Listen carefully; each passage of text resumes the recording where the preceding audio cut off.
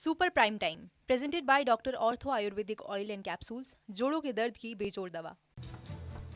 Super prime time में आपका स्वागत है। आपके साथ मैं हूं सुमेरा खान। वक्त हो गया है देखने का देश दुनिया की तमाम बड़ी और अहम खबरें अगले 1 घंटे तक मेरे साथ। तो आइए करते हैं शुरुआत।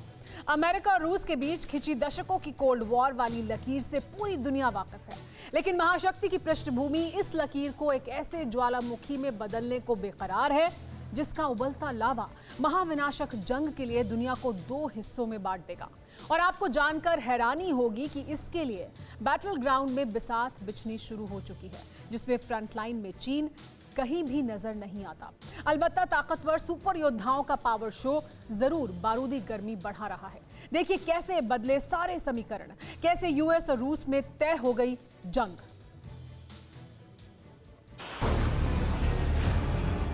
दुनिया को दहलाने वाली महाविनाशकारी जंग की दस्तक किस दरवाजे पर होगी, कोई नहीं जानता।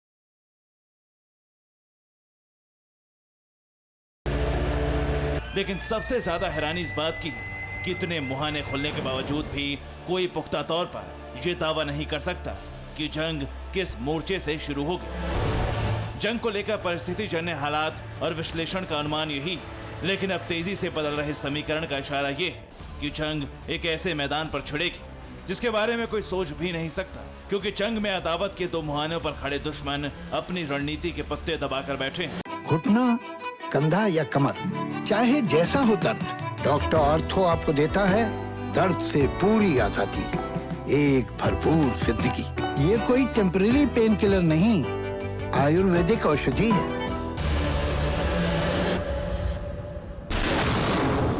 आप बस इतना जान लीजिए कि चीन और अमेरिका की अदावत एक तरफ, दशकों से शीत युद्ध के मैदान में खड़े रूस और अमेरिका का जंगी पारा लाल निशान को भी पार कर चुका है। जंगी मोर्चा दुनिया कंफ्यूज, युद्ध होगा यूएस बनाम रूस। अमेरिका ने दी खुली चुनौती, मिशन ब्लैक सी को मिली गति। पुतिन ने पावर शो दिखाया, अमेरिका को भी खदेड़ भगाया। दिखाई पनडुब्बी, बॉम्बर उड़ाए, यूएस रूस जंग के मैदान में आए। खबर बिल्कुल पुख्ता है और ये किसी का दावा नहीं, बल्कि ऐसा साक्षात हुआ है। शीत युद्ध के बीच भीषण जंग की आशंका वाले फ्रेम से चीन फिलहाल आउट है, लेकिन इस फ्रेम में अमेरिका के सामने सीधी एंट्री रूस की हो चुकी है। कौन सा है वो जंग का मैदान और किस स्तर पर हो रहा है टकराव?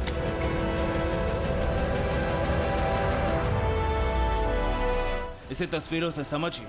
जिस वायु क्षेत्र को आप इस वक्त अपनी टीवी स्क्रीन पर देख रहे हैं वो ब्लैक सी का ऊपरी क्षेत्र है। इसके जिन 2 विमानों को आप देख रहे हैं उनमें एक अमेरिका का है और दूसरा रूस का।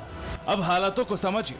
रूस के रक्षा मंत्रालय के दावे के तहत अमेरिका की नौसेना का इस सर्विलांस एयरक्राफ्ट है जो रूस की हवाई सीमा में प्रवेश कर रहा था, लेकिन जैसे ही रूस को इस प्लेन की भनक लगी, तुरंत 2 सुखोई Su-30 फाइटर जेट्स रवाना हुए और अमेरिकी विमान को खदेड़कर हवाई क्षेत्र से बाहर निकाल दिया।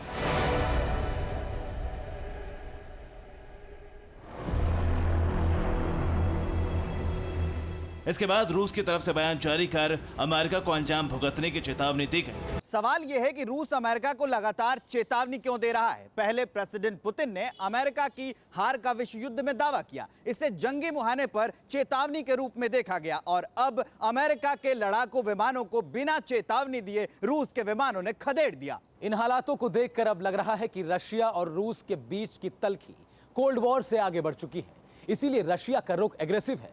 और जहां तक बात अमेरिका की जाए तो रशिया के एयर स्पेस में सर्विलांस विमान की एंट्री की बात सोचना भर भी जंगी हालात पैदा करने जैसा ही है। अब काला सागर में जो हुआ उससे बनी परिस्थितियों को समझिए, क्योंकि इस घटना को एक तरफ सामान्य घटना की तरह देखा जा सकता है, जिसमें अमेरिका का विमान गलती से रूस की सीमा में दाखिल होता है और रूस उस विमान को सही रास्ता दिखा देता है। लेकिन चौंकाने वाले हालात इसलिए बन गए क्योंकि जिस अमेरिकी विमान ने रूस की सीमा पर उड़ान भरी वो सामान्य नहीं था, न ही रूस ने जिन विमानों को उसे खदेड़ने भेजा वो सामान्य थे। रूसी सीमा में यूएस का बोइंग P-8 पोसाइडन दाखिल हुआ। बोइंग P-8 पोसाइडन प्लेन को पनडुब्बी किलर माना जाता है। ये विमान एंटी सबमरीन और एंटी सरफेस वॉरफेयर में सक्षम है। लंबी दूरी तक समंदर में पेट्रोलिंग के लिए प्लेन इस्तेमाल होता है। इसकी क्षमता को देखें तो ये एयरक्राफ्ट किसी भी जोखिम से निपटने में सक्षम है। इसीलिए रूस ने इस विमान के अपने क्षेत्र में दाखिल होते ही खतरे को महसूस कर लिया और अपने घातक विमानों को ही उस अमेरिकी विमान के पीछे लगाया। जो P-8 पोसाइडन में तैनात हार्पून ब्लैक सेकंड मिसाइल और MK4 यानी कम वजन वाले विध्वंसक का सामना कर सके।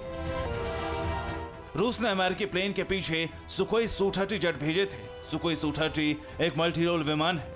सुखोई Su-30 ग्राउंड हमले और विमान गिराने में सक्षम है।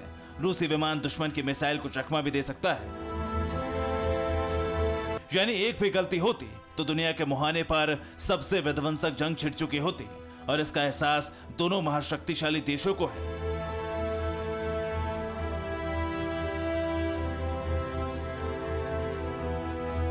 रही वजह है कि वक्त की नजाकत को भांपते हुए उस वक्त ऐसा कुछ नहीं हुआ। अलबत्ता भविष्य की आशंका को लेकर रूस ने अपना पावर शो जरूर शुरू कर दिया है।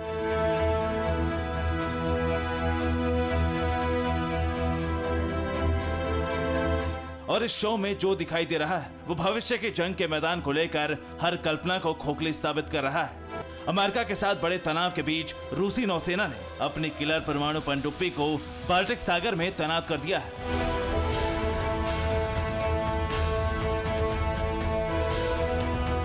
ऑस्कर सेकंड क्लास की न्यूक्लियर पावर्ड क्रूज मिसाइल पनडुब्बी अब कई महाविनाशक हथियारों को लेकर गश्त कर रही है। दावे के तहत बाल्टिक सागर क्षेत्र में रूस की 2 परमाणु पनडुब्बियों को देखा गया है, जिसमें 16 सबमरीन लॉन्च बैलिस्टिक मिसाइल लगी हुई हैं और क्षमता के तहत ये एक साथ 96 ठिकानों पर परमाणु हमला कर सकती हैं। बाल्टिक सागर में तैनात रूसी पनडुब्बी का नाम ओरेल है। इन पनडुब्बियों को K-266 के नाम से भी जाना जाता है।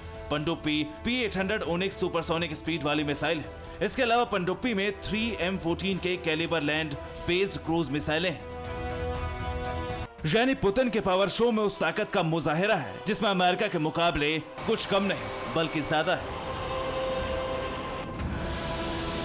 इसलिए नाटो भी रूस के शक्ति प्रदर्शन से चिढ़ गया है।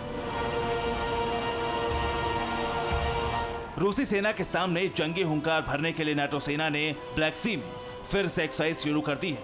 लेकिन हैरान करने वाली बात यह भी है कि जैसे ही नाटो ने एक्सरसाइज शुरू की, रूस ने बिना देरी किए जवाबी एक्शन ले लिया। क्या है वो एक्शन, उसे भी समझिए। शीत युद्ध में एक्शन का रिएक्शन संभव है, यानी अगर एक देश ताकत दिखाता है तो दूसरा देश रिएक्शन में उससे अधिक शक्तिशाली होने का दावा कर सकता है ताकत दिखा के।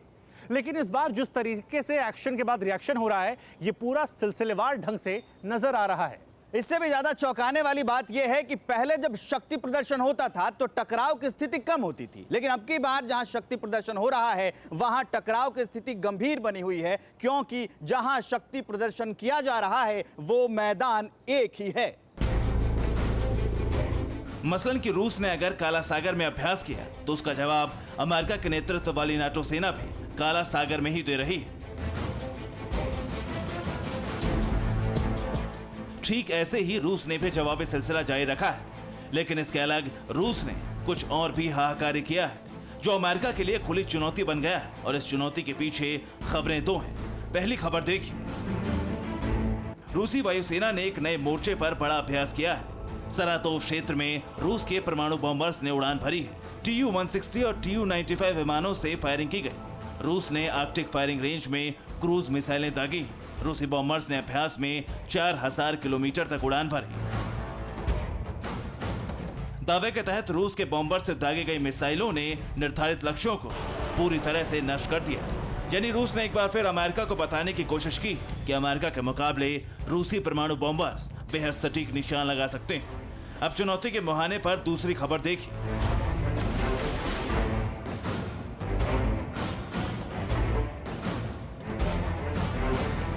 ब्लैक सी में तनाव के बीच रूस ने T-14 अर्माटा टैंक उत्पादन का ऐलान कर दिया है। अत्याधुनिक T-14 अर्माटा टैंक बड़े पैमाने पर बनाए जाएंगे। सेना में शामिल करने के लिए टैंक्स का सीरियल प्रोडक्शन होगा। T-14 अर्माटा एक साथ कई टारगेट को लॉक कर सकता है।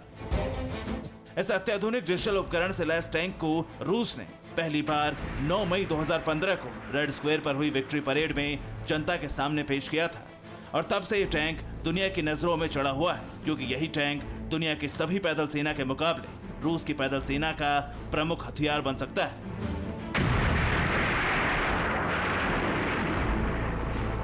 यानी जो हालात इस वक्त नजर आ रहे हैं वो बता रहे हैं कि अब जंग में सीधे अमेरिका के मुकाबले रूस खड़ा है। Bureau report, TV9 Bharatvarsh.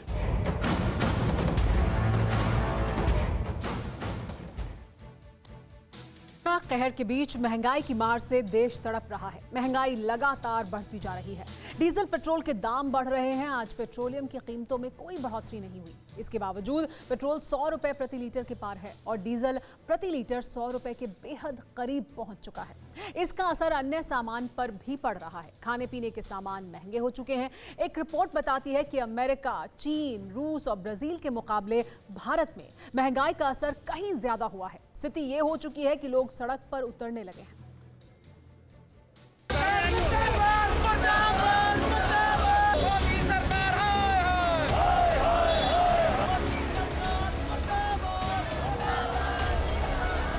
ये हंगामा नहीं, हाहाकार है।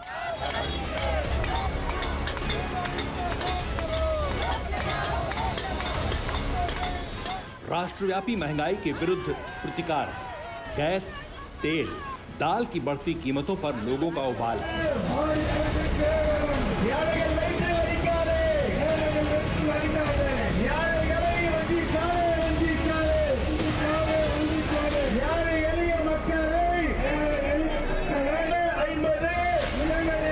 बेहाल लोगों का सरकार की नीति पर सवाल है। ये आक्रोश है बेलगाम हो चुके दाम के खिलाफ, रोज रोज होते पेट्रोल डीजल तेल के खेल के खिलाफ, बेहिसाब महंगाई के सामने सरेंडर कर चुकी सरकार के खिलाफ। देखिए, महंगाई इस समय आसमान छू रही है। हम सभी जानते हैं गृहिणियां कितनी परेशान है। जैसे तैसे कोरोना से बची जान और अब महंगाई ले रही है हम सबके प्राण। घुटना, कंधा या कमर, चाहे जैसा हो दर्द, डॉक्टर ऑर्थो आपको देता है दर्द से पूरी आजादी, एक भरपूर जिंदगी। ये कोई टेम्परेरी पेन किलर नहीं, आयुर्वेदिक औषधि है। हकीकत ये है, इतनी महंगाई आप ये देखिए किस प्रकार से रेट बढ़ रहे हैं। बढ़ती हुई कीमतों के कहर से देश का कोना कोना कराह रहा है। देश का हर हिस्सा तड़प रहा है। हर शख्स परेशान है। हर कोई त्राहिमाम कर रहा है। दरअसल बाजार के हवाले हो चुके पेट्रोल डीजल हर दिन अपना ही रिकॉर्ड ध्वस्त कर रहे हैं। पेट्रोल तो अब 100 के पार पहुंच चुका है। डीजल शतक के करीब है। गैस की कीमतें भी बढ़ चुकी हैं। आज सीएनजी का जो रेट है वो 90 पैसे बढ़कर 44 रुपए 30 पैसे बढ़ चुका है। तस्वीरें हम आपको दिखा देते हैं। इस वक्त हम सीएनजी पंप पर मौजूद हैं और आपको दिखाना चाहेंगे कि जो रेट है आप देख सकते हैं कि बढ़ चुका है 90 पैसे, अब हो चुका है 44.30 पैसे। कि हमारे बच्चे कैसे पलेंगे आगे की, धीरे धीरे डीजल भी महंगा, पेट्रोल भी महंगा, अब सीएनजी भी महंगा हो जाएगा तो फिर फायदा नहीं है गाड़ी चलाने का। फिर गाड़ी की EMI, VMI सब है। हाँ, दिक्कत हो रही है। डेली खर्चे बढ़ रहे हैं, क्या कर सकते हैं। बहुत हाँ, तो बढ़ा नहीं लग रहा है। सीएनजी बढ़ रहा है, पेट्रोल बढ़ रहा है, क्या नहीं बढ़ रहा। हर चीज़ पे जो है 50%, 80%, 100 का 100%, हर चीज़ में महंगाई बढ़ रही है। दिल्ली और आसपास के शहरों में पेट्रोलियम के दाम लोगों की जेब में आग लगा रहे हैं। दिल्ली में पेट्रोल 100 रुपए 56 पैसे प्रति लीटर मिल रहा है और डीजल 89 रुपए 62 पैसे। लोग परेशान हैं। अब क्या कहे, मंत्री लोग तो अपने लिए पूरी गाड़ी डीजल की फ्री में जाते हैं लेके, और आम आदमी ऐसे चक्कर काटता है मेहनत करके। मेरा डेली का रनिंग 70 किलोमीटर्स का है, तो it makes a huge change पूरे मंथ के हमारे बजट्स पे। इससे बहुत सारे लिंक जुड़े हुए हैं, खाली पेट्रोल महंगा नहीं हुआ, इससे खाने की चीज़ें महंगी हो गई हैं, बच्चों की किताबें, कॉपी, हर चीज़ जो भी है इससे पेट्रोल के लिंक से ये सारी चीज़ें। सीधा फर्क है, 100 रुपये का पहले 1.5 लीटर पेट्रोल आ जाता था, अब 1 लीटर ही आ रहा है। बिल्कुल जान निकाल रखी है, इससे तो साइकिल लेके चल रहे वो बढ़िया है हमारे। सिर्फ दिल्ली ही नहीं, देश का हर सूबा, हर शहर यूं ही क्रोधित है, नाराज है, दर्द में है। कानपुर, अंबाला से लेकर सिलीगुड़ी, बेंगलुरु और हैदराबाद तक दिल्ली में 1 लीटर डीजल 89 रुपए 62 पैसे में बिक रहा है, जबकि पेट्रोल 100 रुपए 56 पैसे। चेन्नई में 1 लीटर डीजल 94 रुपए 15 पैसे में मिल रहा है और पेट्रोल 101 रुपए 37 पैसे में। कोलकाता में 1 लीटर डीजल 92 रुपए 65 पैसे में मिल रहा है, जबकि पेट्रोल का दाम 100 रुपए 62 पैसे है। मुंबई में 1 लीटर डीजल की कीमत 97 रुपए 18 पैसे है और पेट्रोल 106 रुपए 59 पैसे। Yeah, prices are increasing and then it is keeping a lot of burden on the common man. Middle class people are very suffering about this rate. सामान्य लोग को जीना मुश्किल ही हो गया है, अभी लोगों के पास करने काम ही नहीं है, उसमें रेट भी बढ़ा दिया है। This will severely affect the middle class people. So diesel it goes up to the it's equal to the petrol rate. परेशानी तो हो ही रही है, अब इसका गवर्नमेंट क्या कर रहा है नहीं कर रहा है पता नहीं चल रहा है। इसका प्राइस रहा है, उसको डिक्रीज करना ही चाहिए प्राइस। पेट्रोल दाम कम जाएगा तो ठीक है, बाकी ऐसा बढ़ा रहेगा तो गाड़ी धीरे धीरे गाड़ी चलाना कम करना पड़ेगा और क्या है। अरे सर इतनी दिक्कत हो रही कि जो गाड़ी 40 किलोमीटर पहले 60 रुपए में चलती थी, अब 100 रुपए में भी नहीं चलती है। आने वाले टाइम पे ये पेट्रोल 200 के आसपास जाएगा अगर ऐसे ही रहा। हर आदमी पेट्रोल के चक्कर में पड़ा है, घर के तेल महंगा हो गए। बहुत ज़्यादा परेशानी हो रही है भाई साहब। अब 100 रुपये का डलवाते हैं, अभी डलवाया था सुबह, फिर डलवाना पड़ रहा है। कहेंगे मोदी सरकार से यही है कि एक मिडिल क्लास बंदा तो मर ही रहा है, 100 रुपये लीटर ये तेल पड़ेगा तो राशन घर पे क्या लेके जाएगा। पेट्रोल डीजल महंगा हुआ है, बाजार में अनाज महंगा हुआ है, खाने का तेल महंगा हुआ है, फल और सब्जियां सब कुछ सोने और चांदी सी हो गई हैं। डिपार्टमेंट ऑफ कंज्यूमर अफेयर्स के मुताबिक पिछले 1 साल में सरसों का तेल 120 रुपए प्रति लीटर से बढ़कर 170 रुपए तक पहुंच चुका है। सोयाबीन ऑयल की कीमतें 100 रुपए प्रति लीटर से बढ़कर 157 रुपए 50 पैसे प्रति लीटर हो चुकी हैं। सूरजमुखी का तेल 110 रुपए प्रति लीटर से बढ़कर 175 रुपए प्रति लीटर हो चुका है।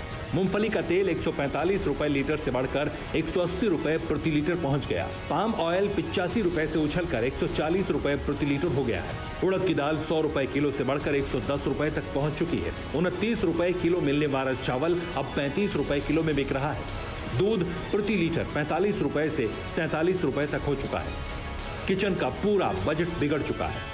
कि जनता की आंखों में आंखें डालकर करीब से पूछो महंगाई का असर कैसा होता है, किसी गरीब से पूछो, और यही हालत कुछ बनी हुई है। इसीलिए बिना समय गवाए गृहिणियों से मैं पूछ लेती हूँ, ये बताइए मैम कि महंगाई लगातार बढ़ती जा रही है, ऐसे में घर का बजट आप लोगों का कितना बिगड़ चुका है? क्या खाने पीने के 5 आइटम में 2 आइटम काटने पड़े हैं?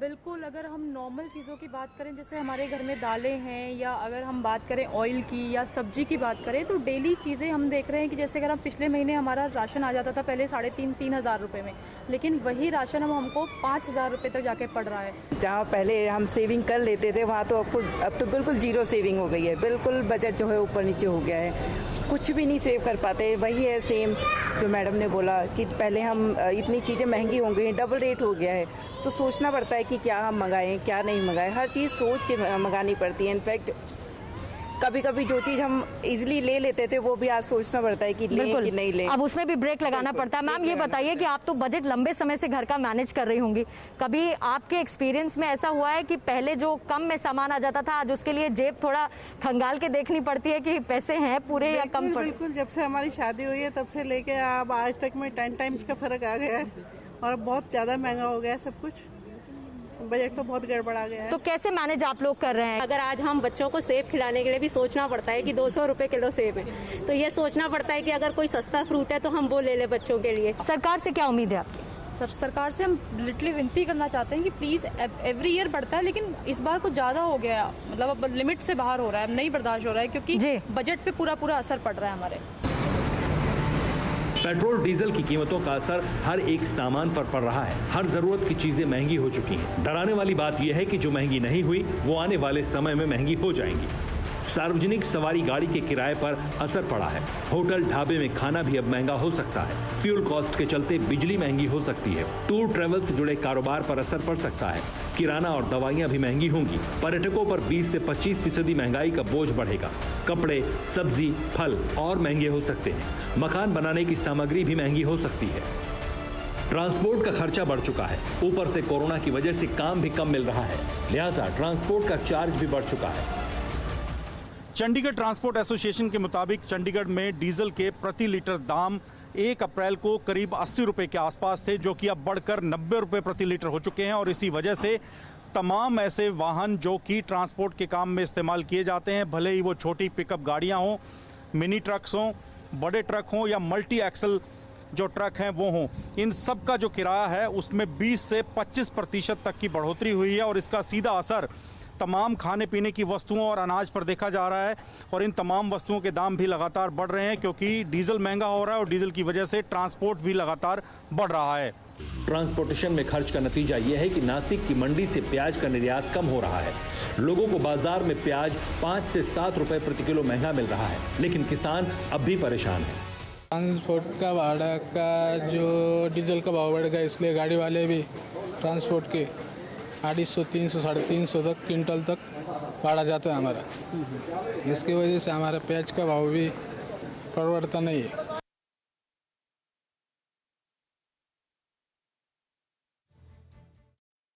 पहले 60-70 रुपये डीजल था, अभी 93-94 तक गए, तो जो ट्रांसपोर्ट का खर्चा है वो डबल गिरने लगा है अभी। कुल मिलाकर पेट्रोल डीजल के लगातार बढ़ रहे दाम से हर कोई परेशान है। इससे कोई राहत के संकेत भी नहीं मिल रहे, लिहाजा लोगों का आक्रोश बढ़ता जा रहा है। सरकार इसे बाजार के हवाले करके चुप्पी साधे हुए है और लोग टकटकी पर टंगे हुए हैं। एक आंकड़ा बताता है कि दुनिया के मुकाबले भारत में महंगाई बेहिसाब बढ़ी है। पिछले एक साल में तेल के दाम में 30 से 40% का इजाफा हुआ है। पेट्रोल डीजल की कीमत भी करीब 25% बढ़ चुकी है। सरसों का तेल एक साल में 32 रुपए महंगा हुआ है। सोया का तेल एक साल में 33 रुपए महंगा हुआ है। यूएस, चीन, रूस और ब्राजील में महंगाई का असर कम है। वर्ल्ड बैंक की रिपोर्ट बताती है कि 2020 में अमेरिका, चीन, रूस, ब्राजील में महंगाई गिरी, जबकि भारत में 2020 में महंगाई बढ़कर 7% के करीब पहुंच गई। इसको लेकर विपक्ष लगातार सरकार पर हमलावर है, जबकि सरकार इससे बचने के लिए तर्कों और मजबूरियों की दीवार खड़ी कर रही है। लेकिन सियासी बयानबाजी से इतर महंगाई बम के विस्फोट से देश कराह रहा है। Bureau report, TV9 Bharatvarsh.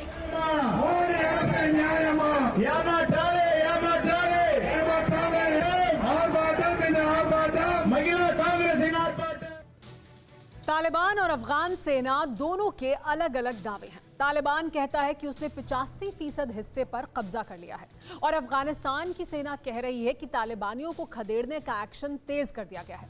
अब बाइडेन ने सेना को वापस बुलाने की डेडलाइन को घटा दिया है। अमेरिका के सभी सैनिक 31 अगस्त तक अफगानिस्तान छोड़ देंगे। 31 अगस्त के बाद क्या होगा? माना जा रहा है कि अफगानिस्तान में फिर तालिबान का कब्जा हो जाएगा, तालिबानी कानून लागू हो जाएगा। अमेरिका के जाने के बाद अब अफगानिस्तान रूस और चीन के इशारों पर चलेगा। हर धमाके के साथ तबाह हो रहा है तालिबानियों का एक ठिकाना। घुटना, कंधा या कमर, चाहे जैसा हो दर्द, डॉक्टर ऑर्थो आपको देता है दर्द से पूरी आजादी, एक भरपूर जिंदगी। ये कोई टेम्परेरी पेन किलर नहीं, आयुर्वेदिक औषधि है। हर ब्लास्ट के साथ गूंज रही है तालिबानी आतंकियों की चीखें। जमीन पर तालिबान ने मजबूती दिखाई तो अफगान सेना ने हवा से हमला कर दिया। तालिबानियों के ठिकानों पर बम की बरसात कर दी गई। ऑटोमेटिक गन लेकर लड़ने वाले तालिबानियों के खिलाफ एयर स्ट्राइक और आतंकियों को मार गिराया गया। ये वीडियो बुधवार का है। अफगान सेना का हमला बदकिस प्रांत की राजधानी कालाई-9 पर हुआ। तालिबानियों ने यहां कब्जा जमा लिया था, कई ठिकाने बना लिए थे, लेकिन एयर स्ट्राइक में तालिबानियों को जबरदस्त नुकसान हुआ है। अब इस इलाके में दोबारा सेना का कब्जा हो चुका है। अफगान सेना ने पूरे इलाके को सील कर दिया और सैकड़ों नए सैनिकों को तैनात कर दिया। ये राज्य मध्य एशियाई देश तुर्कमेनिस्तान की सीमा के करीब है। स्पेशल कमांडो यूनिट भी तालिबान के आतंकियों को सबक सिखाने के लिए पहुंच चुकी है। अफगानिस्तान में आर पार की लड़ाई शुरू हो चुकी है। आखिरकार वो वक्त आ गया है जब ये फैसला होना बाकी है कि अफगानिस्तान में सरकार रहेगी या तालिबान का राज चलेगा। तालिबान का कहना है कि अब बहुत छोटा सा हिस्सा रह गया है, अमेरिका के जाने के बाद वो उस पर तुरंत कब्जा कर लेगा। अफगानिस्तान के राष्ट्रपति अशरफ गनी के इरादों का असर दिखना शुरू हो गया है, क्योंकि अब ये लड़ाई सिर्फ मुट्ठी भर तालिबानियों के खिलाफ नहीं रह गई है, बल्कि अशरफ गनी के अपने वजूद की है, उन लाखों नागरिकों की आजादी की है जो सरकार और सेना के साथ अंतिम सांस तक लड़ने के ठान चुके हैं। रिपोर्ट्स के मुताबिक अफगानिस्तान की सेना की मुहिम गुरुवार को भी जारी रही। बदगिस प्रांत की राजधानी कालाई-9 के स्थानीय लोग तालिबान के कब्जे के बाद शहर छोड़कर भाग गए थे। सेना अब उन्हें वापस लाएगी। बदगिस के गवर्नर के मुताबिक एयर स्ट्राइक से बौखलाया तालिबान फिर अटैक कर रहा है और जमीन पर फिर जोरदार जंग छिड़ गई। हालांकि दावा किया जा रहा है कि इस बार अफगानिस्तान की सेना भारी पड़ रही और तालिबानी वापस भाग रहे हैं।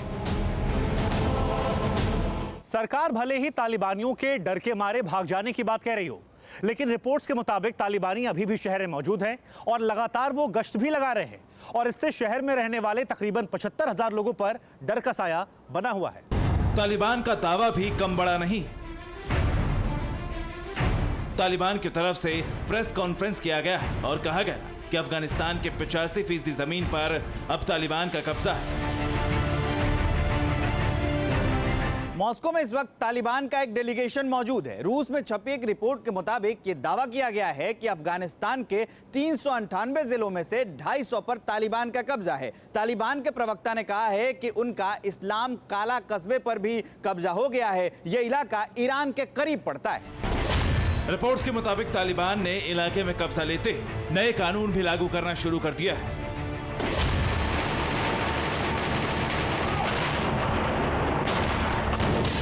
इसमें कहा गया कि कोई भी महिला घर के बाहर अकेले नहीं निकल सकती। इसके अलावा मर्दों के लिए दाढ़ी बढ़ाना जरूरी कर दिया गया। अमेरिका ने साफ कर दिया कि वो तालिबान के मामले में किसी तरह का दखल नहीं देगा। बाइडेन ने कहा कि 21 अगस्त तक अमेरिकी फौजें पूरी तरह से अफगानिस्तान से निकल चुकी होंगी। अमेरिका अफगानिस्तान से अपने रिश्ते पूरी तरह से खत्म करने में लगा हुआ है। अमेरिका के जाते ही रूस और चीन की दिलचस्पी अफगानिस्तान में बढ़ गई है और इस बात को तालिबान भी बखूबी समझ रहा है। लिहाजा तालिबान रूस और चीन को दोस्ती के सिग्नल भेजने लगा है। माना जा रहा है कि तालिबानी नेता रूस में पुतिन को यह भरोसा देने पहुंचे कि तालिबान कभी रूस और उसके दोस्तों के लिए खतरा नहीं बनेगा। रूस को लग रहा है कि तालिबान के आने से अफगानिस्तान के उत्तरी इलाकों में पूर्व सोवियत संघ के देशों में अस्थिरता बढ़ सकती है। इसी खतरे को देखते हुए अब रूस ने तालिबान और अफगान सरकार के बीच सुलह कराने के लिए मोर्चा संभाला है। तालिबान ने चीन की तरफ भी दोस्ती का हाथ बढ़ाया है। तालिबान ने चीन को दोस्त कहा है और अफगानिस्तान में निवेश करने का स्वागत किया है। अफगानिस्तान कोयला, copper, iron, gas, gold, cobalt, lithium और थोरियम जैसे बेशकीमती पदार्थों का बड़ा केंद्र है। इन पदार्थों की कुल कीमत करीब $1 ट्रिलियन से भी ज्यादा है। एक समय पर चीन को अफगानिस्तान में करोड़ों का ठेका मिला था और अब तालिबान वही स्थिति दोबारा चाहता है। तालिबान अमेरिका से किसी भी आतंकी संगठन को समर्थन न देने का समझौता कर चुका है। रूस और चीन से दोस्ती के बाद तालिबान लंबे समय तक अफगानिस्तान में शासन का सपना देख रहा है। तालिबान समझ चुका है कि अगर वो किसी के लिए खतरा ना बने तो बड़े देश अफगानिस्तान के मुद्दे में दखल नहीं देंगे। तालिबान भले आतंकवादियों से दूर रहने की बात कह रहा है, लेकिन तालिबान और पाकिस्तान के बीच की सांठगांठ बहुत पुरानी है। पिछले दिनों तालिबान की तरफ से लड़ रहा एक पाकिस्तानी सैनिक भी पकड़ा गया था। Bureau report, TV9 Bharatvarsh. साल 2015 में चीन की नौसेना ने अमेरिकी नौसेना से ज्यादा ताकतवर बनने के लिए एक व्यापक अभियान चलाया। 2021 आते आते चीन दुनिया की सबसे बड़ी समुद्री ताकत बन गया। सबमरीन के मामले में सुपर पावर अमेरिका को भी पीछे छोड़ दिया और अब चीन ने कुछ ऐसा किया है जिसे वॉर का सिग्नल माना जा रहा है। चीन ने अपने ही एक सीक्रेट मिलिट्री प्रोजेक्ट से जुड़ा 30 साल पुराना राज बेपर्दा कर दिया है। आखिर चीन की सेना किस राज को छिपा रही थी और इस खुलासे के पीछे चीन की मंशा क्या है, इस रिपोर्ट में देखिए। खुद ही खोला भेद, खुद ही दिखाया सबूत, सामने आया ड्रैगन का अंडर वाटर ताबूत। 30 सालों तक दुनिया से छिपाया, अब जान फंसी तो सब कुछ बताया। ताइवान बहाना, सुपर पावर है टारगेट, वॉर टाइम सेट, समंदर से होगा अटैक। इस तस्वीर को बेहद गौर से देखिए, जो इस बात का प्रमाण है कि चीन समंदर के अंदर कुछ बहुत खौफनाक करने की फिराक में है।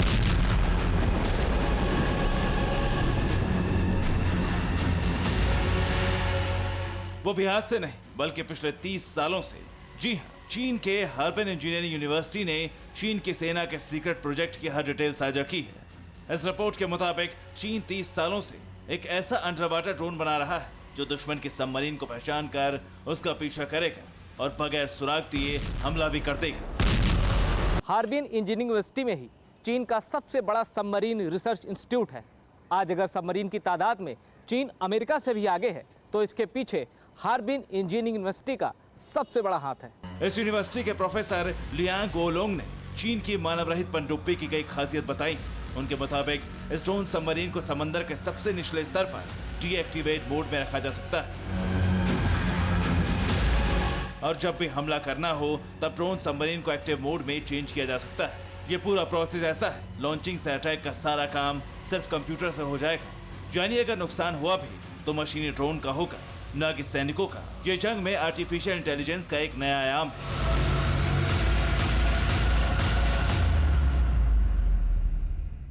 हार्बिन इंजीनियरिंग यूनिवर्सिटी ने खुद माना है कि सीक्रेट मानव रहित ड्रोन सबमरीन को पीएलए यानी कि पीपल्स लिबरेशन आर्मी ही फंडिंग करती है। तो सवाल है कि चीन की अपनी ही यूनिवर्सिटी ने सेना के सीक्रेट प्रोजेक्ट को रिवील क्यों किया? आखिर 30 साल बाद चीन ने इसका खुलासा अब क्यों किया? इन सारे सवालों का एक जवाब है, ताइवान।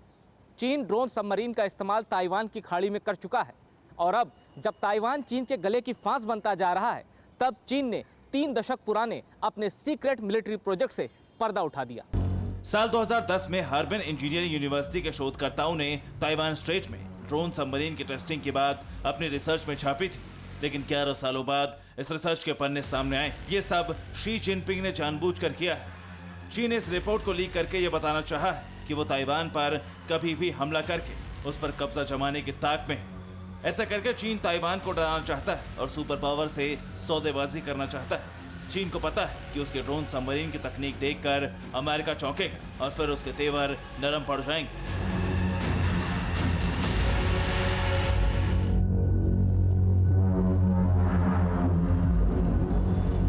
टीवी9 भारतवर्ष के रिपोर्ट के जरिए आप ये जान चुके हैं कि जापान भी चीन से ताइवान की रक्षा करने की कसम खा चुका है। दो दुश्मनों को एक साथ एक मोर्चे पर देखकर चीन बौखला गया है।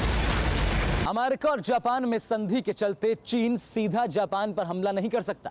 इसीलिए चीन कुछ ऐसा करना चाहता था जिससे अमेरिका, जापान और ताइवान भी डर जाएं। और इसीलिए चीन ने सीक्रेट ड्रोन सबमरीन के कुछ राज खोले हैं।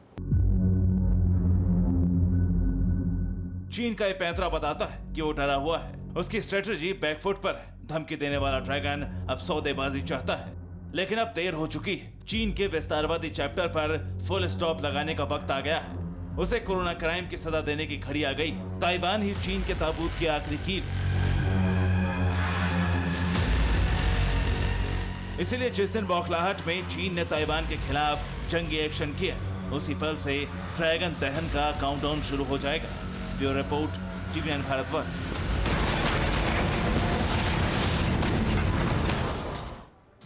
देश के अलग अलग हिस्सों से जबरदस्त भीड़ की तस्वीरें आ रही हैं। खासकर टूरिस्ट प्लेस पर कोरोना को रोकने के तमाम नियम टूट रहे हैं। बेलगाम भीड़ की तस्वीर देखकर प्रधानमंत्री मोदी भी फिक्रमंद हैं। भीड़ देखकर कोरोना की तीसरी लहर की आहट सुनाई पड़ने लगी है, लिहाजा इसका जिक्र उन्होंने मंत्रियों के सामने किया। कैबिनेट मीटिंग में हेल्थ पैकेज का ऐलान किया। आज अधिकारियों के साथ बैठक की। कोरोना का नियम तोड़ने की वजह से 11 जुलाई तक दिल्ली के 2 मशहूर मार्केट भी बंद कर दिए गए हैं ताकि तीसरी लहर को आने से रोका जा सके।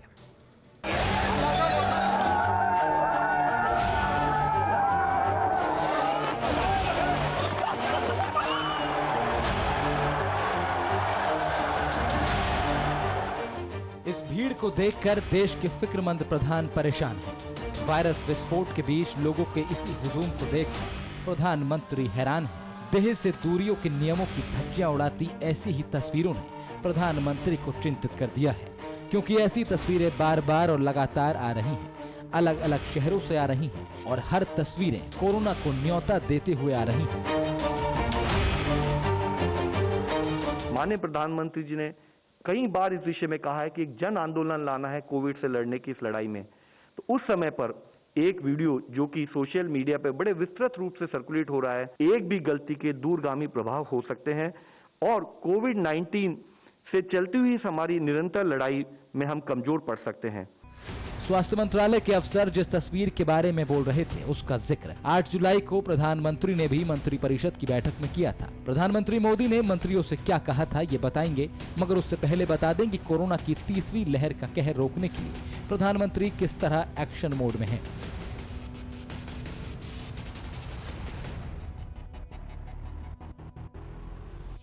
अफसरों के साथ हाई प्रोफाइल मंथन करने बैठे थे प्रधानमंत्री मोदी। मकसद साफ था, कोरोना के अगले कहर को रोकना। चिकित्सकीय ऑक्सीजन की आपूर्ति बढ़ाने और उसकी उपलब्धता को लेकर इस बैठक में चर्चा हुई। इस बैठक में प्रधानमंत्री ने बताया कि देश भर में 1500 से अधिक पीएसए ऑक्सीजन संयंत्र तैयार किए जा रहे हैं, जिस पर और तेजी से काम करने की जरूरत है। इसके अलावा पीएम मोदी ने तीसरी लहर से पहले सभी व्यवस्थाएं दुरुस्त करने को कहा। कमोबेश ऐसी फिक्र प्रधानमंत्री मोदी ने मंत्रिपरिषद की बैठक में की थी। देखिए, हम कोरोना को लेकर बहुत ही सजग हैं, बहुत सतर्क हैं और हमने कल भी इसको लेकर एक मैराथन बैठक की है। कहीं पर भी हम किसी भी स्तर पर कोई भी जो है इसमें थोड़ी सी भी ढील नहीं देना चाहते हैं और पूरी सख्ती से जो है जो नियम है कोरोना के उनका पालन करेंगे। मंत्रिमंडल विस्तार के बाद पहली बार जब प्रधानमंत्री मोदी मंत्रिपरिषद की बैठक में बोल रहे थे तो उनके शब्द शब्द में यही फिक्र परिलक्षित हो रही थी। भीड़भाड़ वाली जगहों की तस्वीरों का हवाला देते हुए प्रधानमंत्री ने कहा, यह अच्छा दृश्य नहीं है और इससे हमारे भीतर भय की अनुभूति होनी चाहिए। लोग बिना मास्क लगाए और सामाजिक दूरी का पालन किए बगैर दिखाई दे रहे हैं। महामारी के विरुद्ध भारत की लड़ाई पूरे जोर शोर से जारी है और टीकाकरण अभियान और जांच की संख्या में भी वृद्धि हो रही है। लापरवाही के लिए कोई जगह नहीं होनी चाहिए। एक छोटी सी गलती के दूरगामी परिणाम हो सकते हैं, जिससे महामारी से लड़ाई कमजोर पड़ सकती है।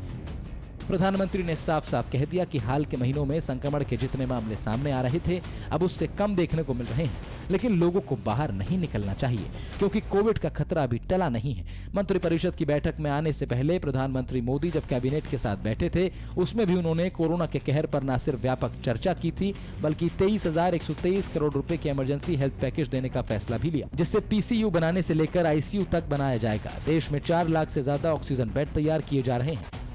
जब पेशेंट को घर से हॉस्पिटल तक ले जाने के लिए एम्बुलेंस की आवश्यकता हो, उसके लिए भी हमने इस पैकेज में व्यवस्था की है। कुल मिला के भविष्य में कोविड बढ़े तो उसका सामना देश अच्छी तरह से और योजनापूर्वक कर सके, इस पैकेज के माध्यम से सुनिश्चित किया है। प्रधानमंत्री लगातार कोरोना कंट्रोल करने को लेकर माथापच्ची कर रहे हैं। मंत्री और अधिकारियों को लगातार निर्देश दिए जा रहे हैं क्योंकि दूसरी लहर में जिस तरह कोरोना ने कहर बरपाया, जिस तरह तमाम व्यवस्थाएं ध्वस्त हो गईं, जिस तरह सरकार पर सवाल उठने लगे थे, वो स्थिति अब प्रधानमंत्री दोबारा नहीं देखना चाहते। यही वजह है कि तीसरी लहर की आहट से पहले ही पूरी सरकार सतर्क हो चुकी है।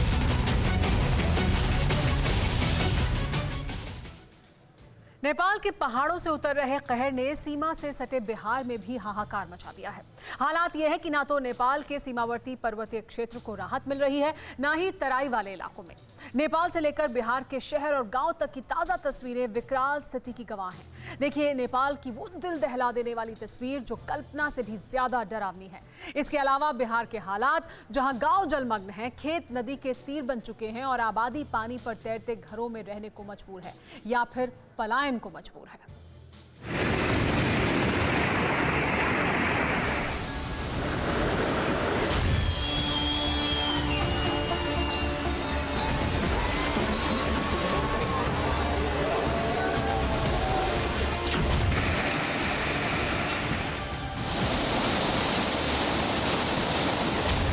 नेपाल से बाढ़ के साथ आई तबाही की तस्वीरें सन्न कर देने वाली। पहाड़ से उतरती आफत, दरकते पहाड़, टूट कर गिरते पत्थर और पलक झपकते ही मौत से टक्कर।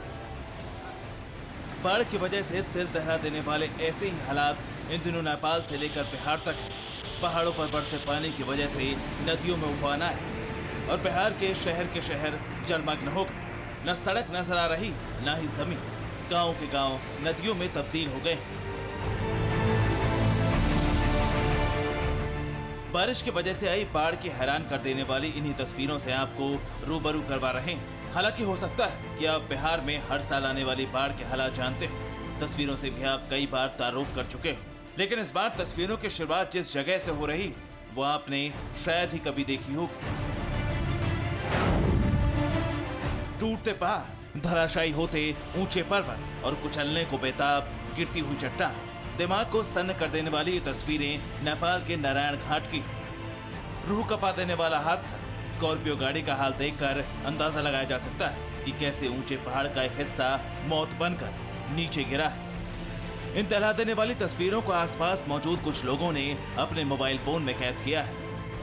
पूरा मामला नारायण घाट मुगलिन सड़क मार्ग का है। जिस वक्त ये हादसा हुआ उस वक्त सड़क पर गाड़ियों की लाइन लगी थी। नीचे गिरते चट्टानों से अनजान लोग गाड़ी मुगलिन मार्ग पर बेधड़क दौड़ा रहे थे, लेकिन अचानक चीख पुकार मचने लगी। एक स्कॉर्पियो ड्राइवर हालात को भांप पाता इससे पहले एक चट्टान गाड़ी से टकराए और कुचलते हुए आगे बढ़ गए। गनीमत ये रही कि सड़क के किनारे पर पहाड़ से गिरे मलबे में स्कॉर्पियो गाड़ी फंसकर रुक जाती, वरना हालात इससे भी भयानक हो सकते थे। फिर भी जो हुआ वो भी किसी कहर से कम नहीं था।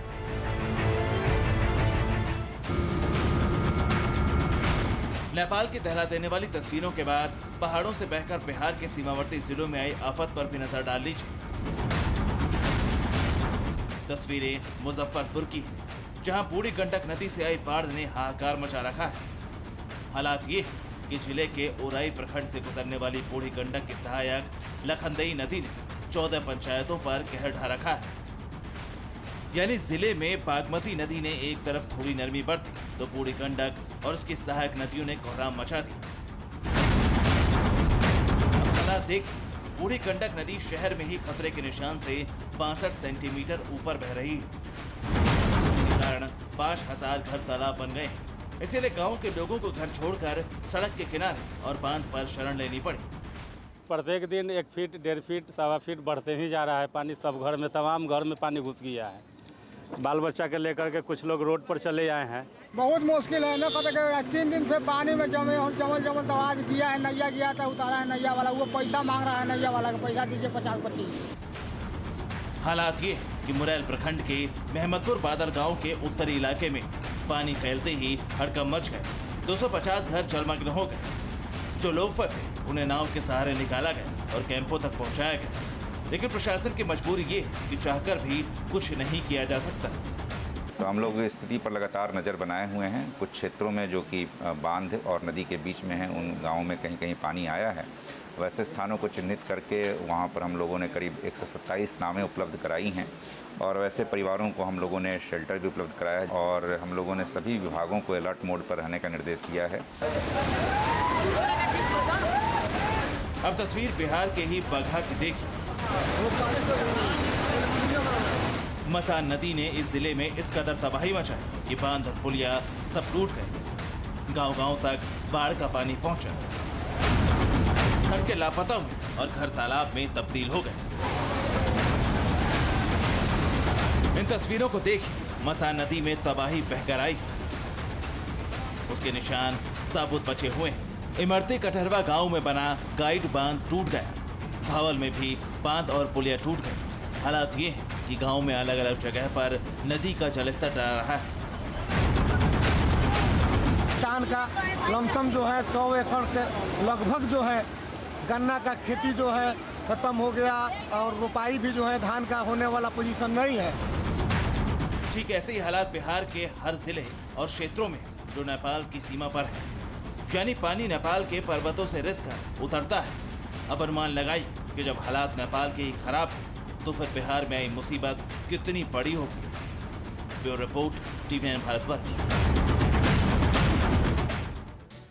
TV9 भारतवर्ष के स्पेशल टूर टेली सीरीज में हमने आपको पाकिस्तानी आर्मी के ड्रोन ट्रेनिंग स्कूल के बारे में बताया था, जो मांगला में है। हमने ये भी बताया था कि ब्रिगेडियर इरफान मांगला में 505 यूएवी स्पेशल ब्रिगेड के कमांडर हैं और लश्कर का इंटेलिजेंस चीफ आजम चीमा आतंकियों की सप्लाई इस सेंटर तक करता है। अब जांच एजेंसियों के ऐसे सबूत हाथ लगे हैं जो बताते हैं कि जम्मू में ड्रोन हमला पाकिस्तान ने ही करवाया था। 27 जून को जम्मू एयरफोर्स स्टेशन पर ड्रोन से हमला हुआ था। शक की सुई पाकिस्तान की तरफ घूमी थी और अब सबूत के साथ साबित हो गया है कि हवाई हमले का सूत्रधार पाकिस्तान ही है। शुरुआती जांच में सच सामने आया है कि ड्रोन जिस इम्प्रोवाइज्ड एक्सप्लोसिव डिवाइस यानी आईईडी से लैस था, वो पाकिस्तान के ऑर्डिनेंस फैक्ट्री में बनाए गए थे। यानी इस ड्रोन अटैक का प्रायोजक था पाक army chief Bajwa.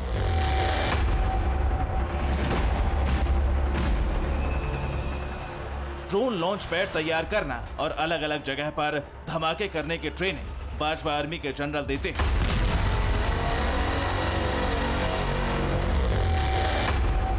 Terror attack में कॉट कॉपर और हॉक्सो कॉपर ड्रोन का इस्तेमाल किया जा रहा है। इस साजिश में लश्कर भी शामिल है।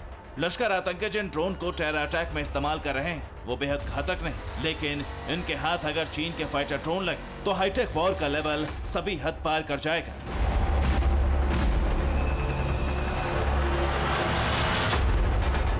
चीन का WJ-700 यूएवी अमेरिकी फाइटर ड्रोन MQ-9 रिपर की कॉपी है। इसमें C-710 missile, CM-102 anti radar missile और C-705 KT मिसाइल तैनात रहती है। WJ-700 drone turbojet powered engine से लैस है। इस ड्रोन का अधिकतम टेक ऑफ वजन 3500 किलोग्राम है। एक बार में उड़ान के दौरान 20 घंटे तक हवा में मंडरा सकता है।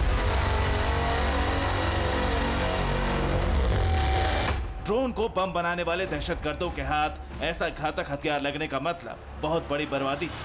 लश्कर के आतंकी जिस तरह से उड़ान दस्ते का धड़ल्ले से इस्तेमाल कर रहे हैं, उसकी भानगी बॉर्डर से लेकर इस्लामाबाद तक देखी जा चुकी है। ड्रोन साजिश के बाद पाकिस्तान की एक और चाल को भारत ने नाकाम कर दिया है।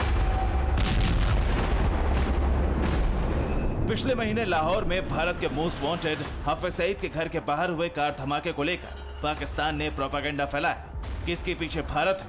पाकिस्तान के राष्ट्रीय सुरक्षा सलाहकार मोहित यूसुफ ने झूठे सबूत तैयार करके हाफिज के घर के बाहर ब्लास्ट के लिए हिंदुस्तान को जिम्मेदार बताया, लेकिन विदेश मंत्रालय ने पाकिस्तान के इस झूठ की धज्जियां उड़ा दी। विदेश मंत्रालय के प्रवक्ता अरिदम बागची ने कहा कि बेहतर होगा पाकिस्तान झूठ फैलाने की बजाय एक निष्पक्ष जांच करे। Bureau report, TV9 Bharatvarsh. अड़ी सोमवार से शुक्रवार शाम 6 बजे सिर्फ TV9 भारतवर्ष पर।